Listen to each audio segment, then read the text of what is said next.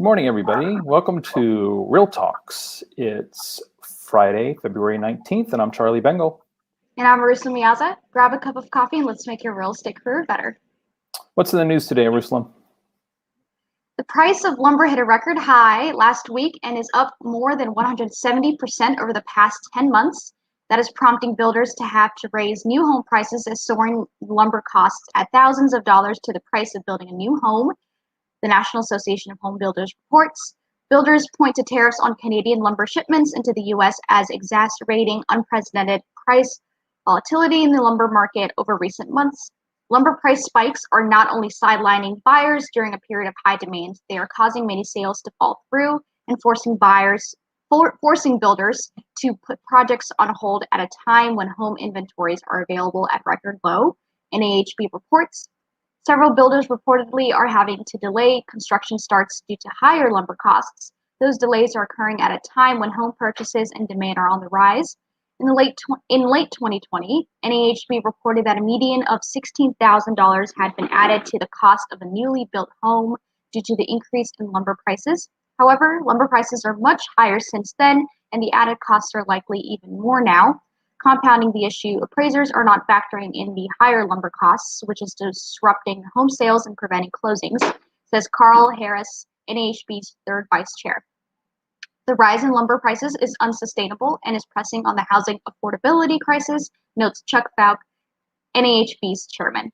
Given the ongoing period of high demand, the Commerce Department should be investigating why output from lumber producers and lumber mills are at such low levels. Folk adds. Next, buyers are increasingly facing fierce bidding wars in their hunt for a home. Even as home prices surge and the competition remains tight, house hunters are undeterred.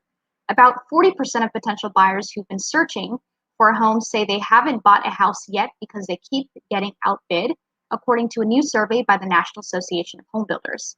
A year ago, the primary reason cited was unaffordable prices. About 56% of Redfin real estate professionals reported facing a bidding war with their buyer offers in January.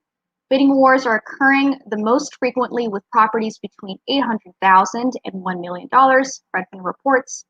With so few listings hitting the market, I expect bidding wars to become more common and involve even more potential buyers as we head into the spring home buying season, says Daryl Fairweather, chief economist at Redfin. The best thing buyers can do is prepare to see homes quickly as soon as they hit the market, prepare by talking to a lender and getting pre-approved, and prepare by talking to your agent about how much a home you like is worth so you can go into a bidding war with your strongest offer tactics, but know when to back away if the price escalates more than you're willing to pay.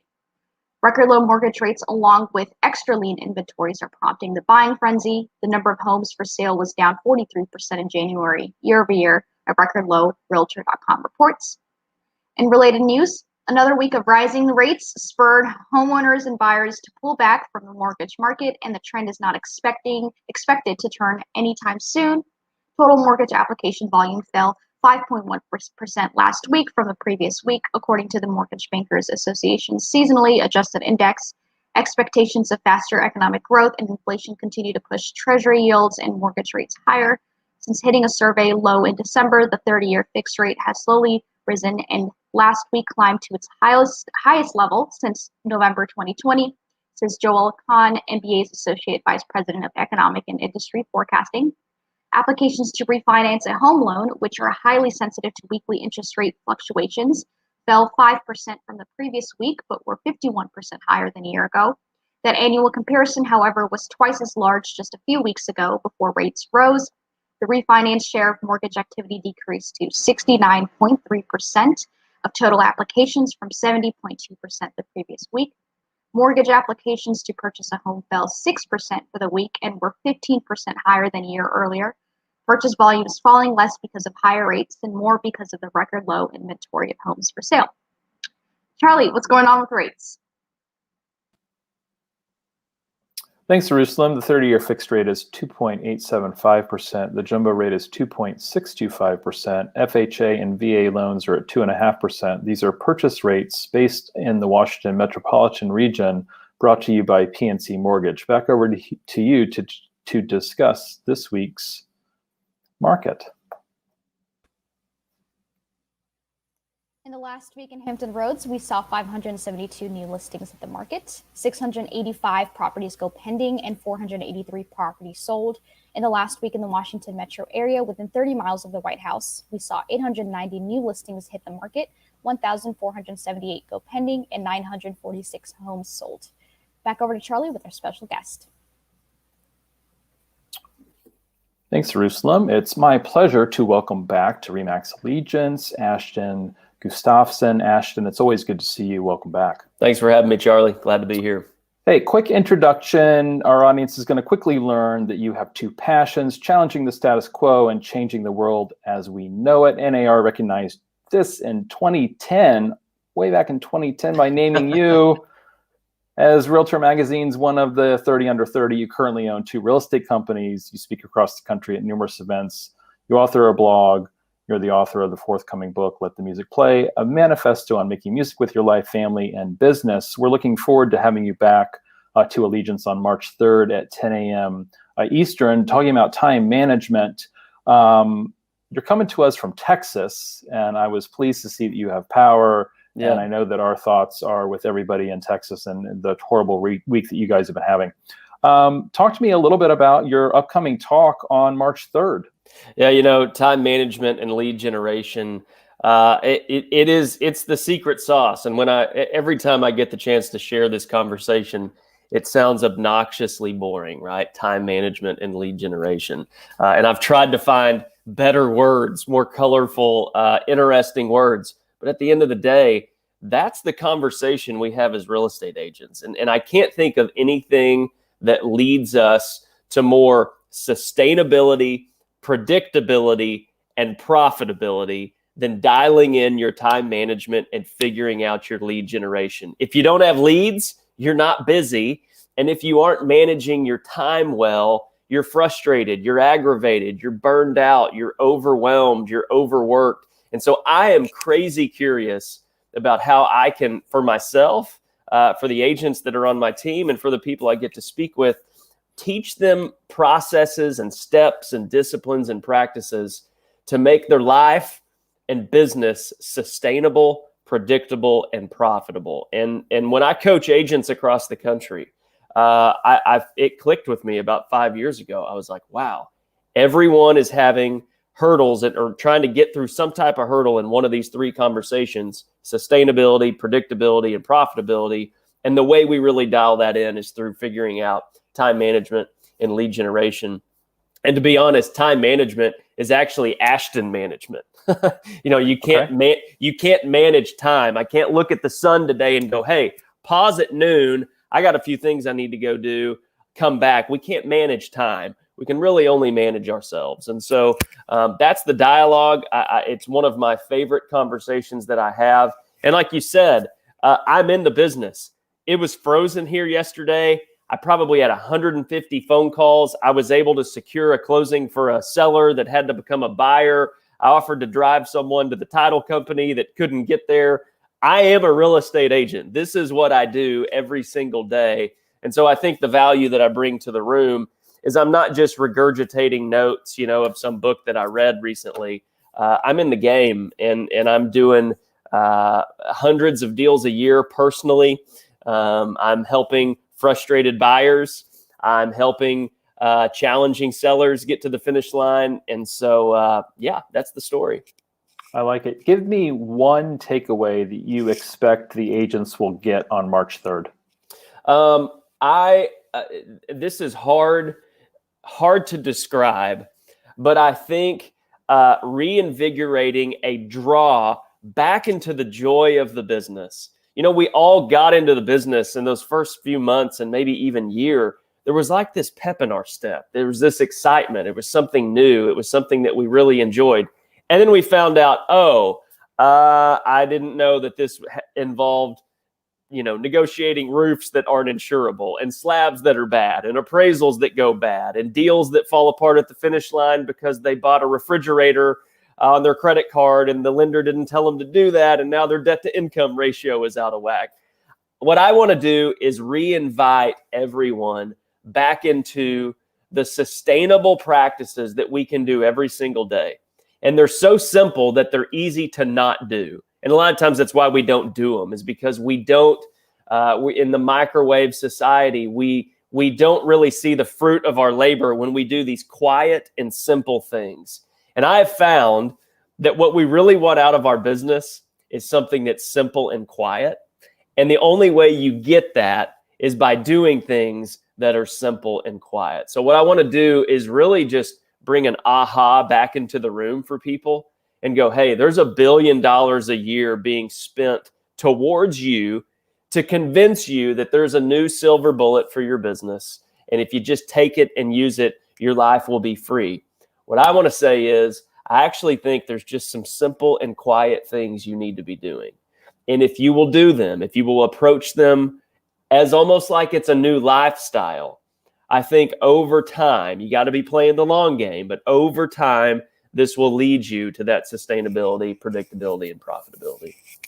I like it. So who should tune in on March 3rd? Is your talk for everybody, or is this just for rookies? You know, I think I have a heart for those that are burned out. I have a heart for those that are worn out, overwhelmed, frustrated. I think that if you get out of bed every day and you tell yourself, I have 1,000 things to do today, you need to tune into this. And if you drive home every day, frustrated, aggravated, you don't have a little smile on your face leaving the day that you've just had, I think I would love to talk to you as well. And listen, I'm guilty. I'm that guy a lot of days. And so I need to take my own medicine. I am not saying that I'm batting 1,000 when it comes to this stuff. But I really think that all of us, who couldn't use some practices that can lead to sustainability? For those that are new in the business, predictability is the most difficult thing. I made $1,000 this month. I didn't make any money that month. I made $5,000 this month. I made $0 in April. That predictability is an emotional roller coaster. And then just the conversation of profitability, I think, is super important. We deal with so much in this business that at the end of the day, you need to make sure that you're watching your own bottom line and that profitability is there. Because I know a lot of agents that may tell you they sell 100 homes a year, and I can tell you they're in the red at the end of the year. You can spend your way into oblivion. And so that's who I'd invite to the room. I like it. Yeah, we don't give awards on what you keep. And we That's right. should. We don't. Nobody talks about it. Everybody talks about, everybody talks about how many points they scored, but they don't ask the question, well, did you win? Right. That is a very good way of putting that. I love it. Hey, it's good to see you. Looking forward to your talk on March 3rd at 10 a.m. Eastern time. Stay warm, and I hope you guys get out of the tundra here soon. Thanks, Charlie. Thanks for having me. Take care. Good to see you guys Thanks. Next month. Bye-bye. Next up, it's my pleasure to welcome back to the show Coach Amy Lassen. Good morning, Amy. Good morning. Hey, it's good to see you. It's rare that we talk frozen tundra and Texas. Normally it's kind of frozen tundra in Colorado. I guess maybe you guys are used to what Texas sees. Talk to me a little bit about our topic today, which is getting leads off of every listing. Are we talking about getting leads, more listing leads? Are we talking about more buyer leads? Oh, the great question. That's a great question. And I think it's going to depend on how you skew your marketing and conversations. The question that I want to ask before that is where you're most interested in focusing. Because to me, the way you get leads off of every listing is by earning referrals and by attracting new business through your marketing. So that those are the two branches of the way that you generate leads off of every listing. Really encourage enthusiastic raving fan referrals, and then also by marketing.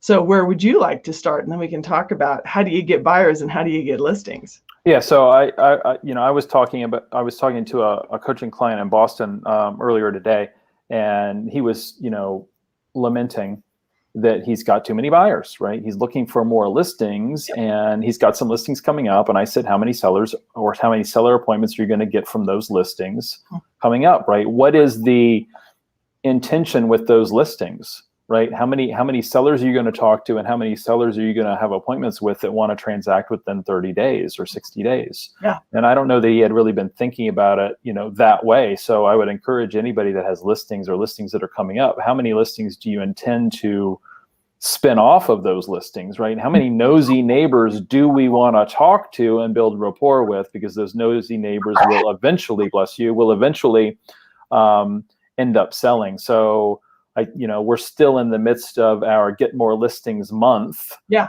So why don't we focus on that to start? Listings, baby. Yeah. It's hard to avoid attracting buyers, right? If you have listings, if you're doing a ton of marketing, if you have good service, if you're prominent, you're going to attract both.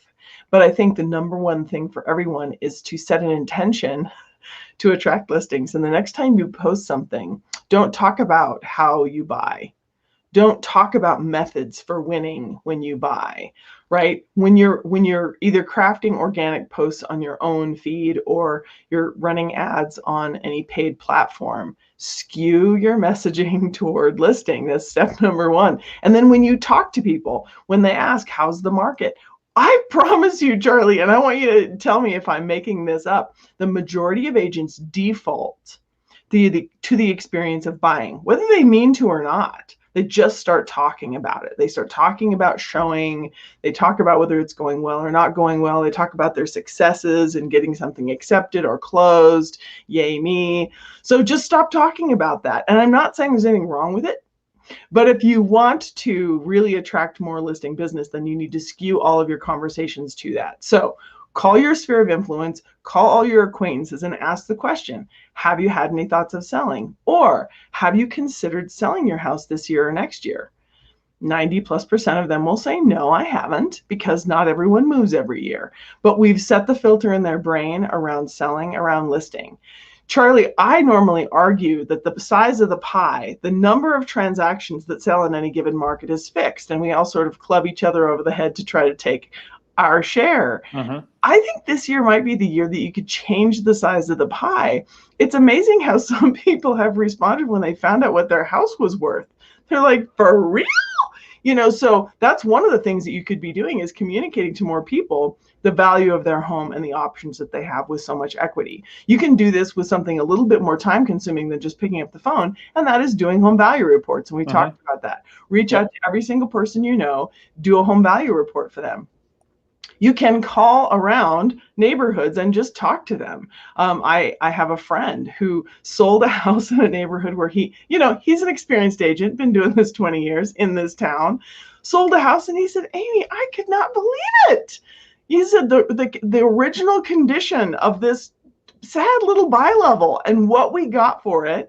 He said, I'm telling all the neighbors and they're shocked. He said, I had a woman pull the flyer. He actually used physical flyers. That surprised me. And she called him. She's like, I had no idea. Did you get this? And he said, yeah, we got X. And she's like, great. When can we talk? So tell people what their home is worth. It's possible that you can encourage people to sell who otherwise might not.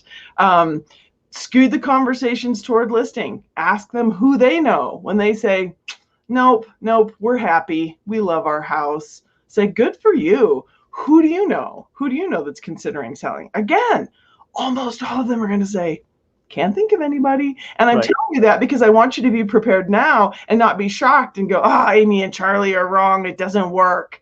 No, 90+% of all people stay put every year. So that's okay. We're fishing for that needle in the haystack that's going to say, yeah, I think so. And we're setting the filter in their brain so that they will be alert when somebody in the next couple of weeks or months says, I wonder about this. They'll say, have you called Charlie Bengel? So I think that's step number one. Skew your conversations to be all about real estate.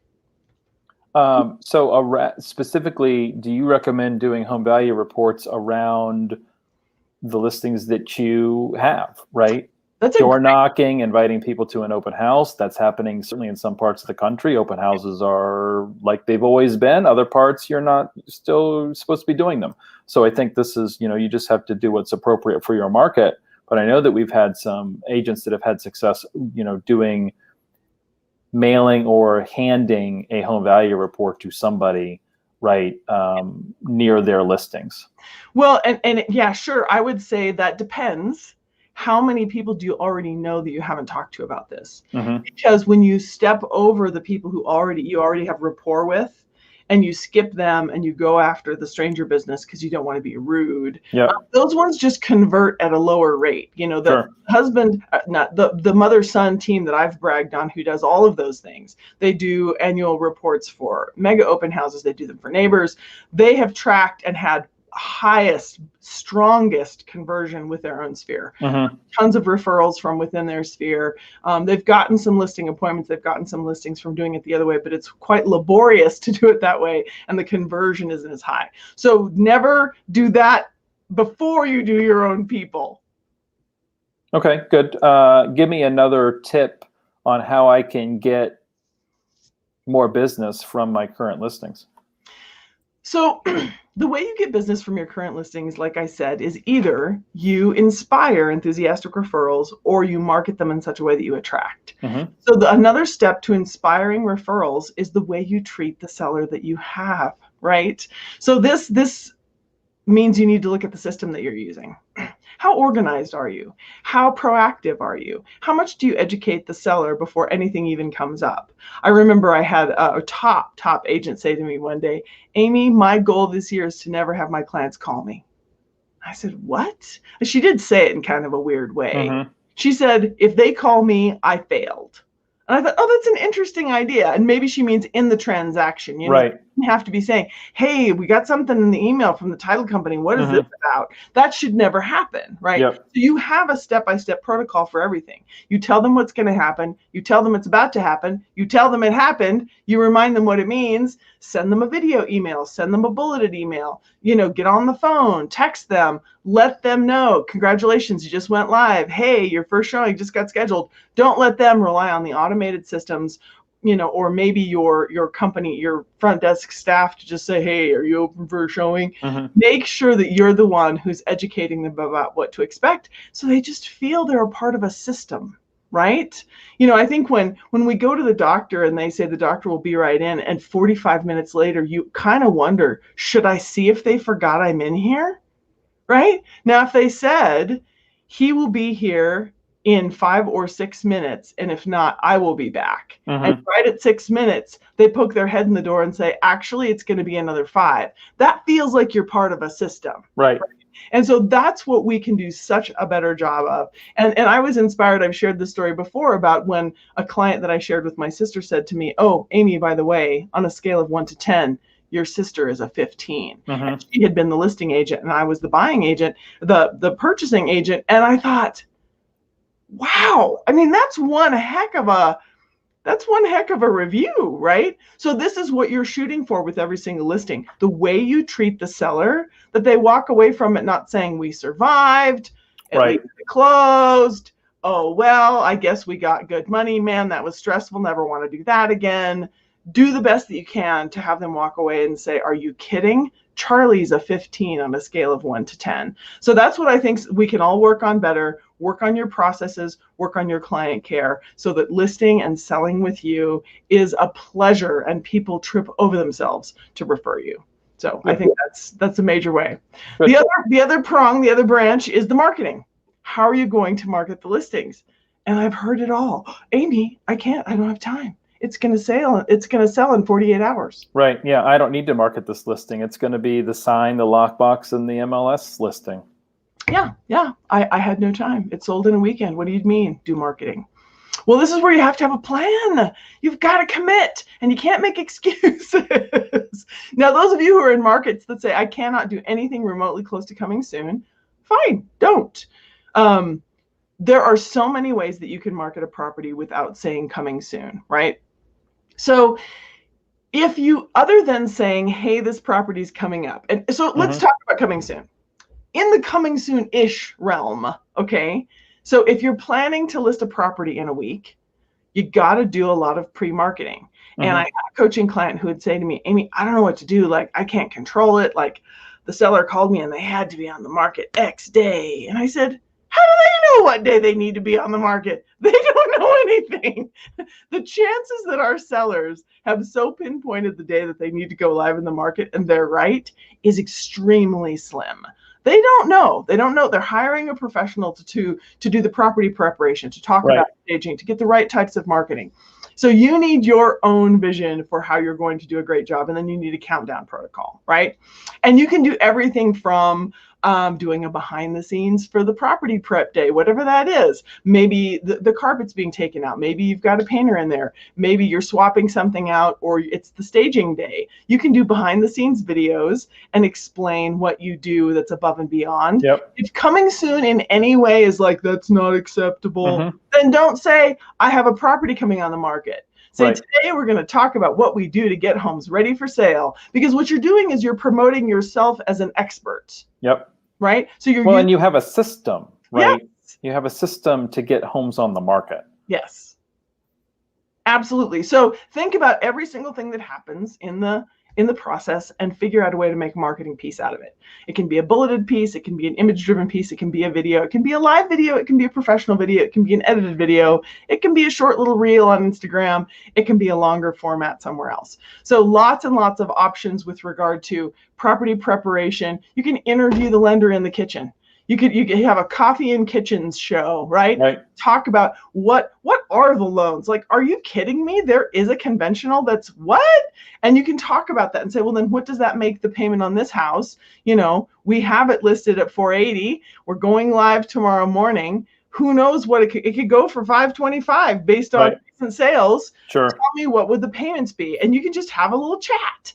There's so many ways that you can leverage a listing. But in that case, I guess, now that I think about it, if you're interviewing a lender and talking about rates, you'd be attracting buyers. Potentially, yeah. Potentially. But do every beautiful thing. Do the beautiful photos. Don't take them with your phone. This is your brand.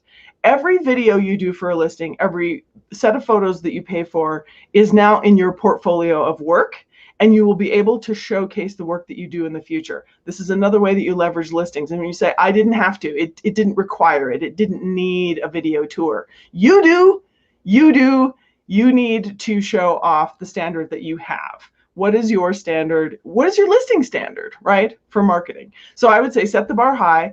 And I encourage my coaching clients to think of two different pots of money. One is what is just absolutely vital to get a listing sold and what the listing deserves. And the other pot of money is what I deserve. It promotes me over time, right? There's a certain percentage of your income that can be spent on marketing, and it's not all cost of sale. Some of it is promoting your listing brand.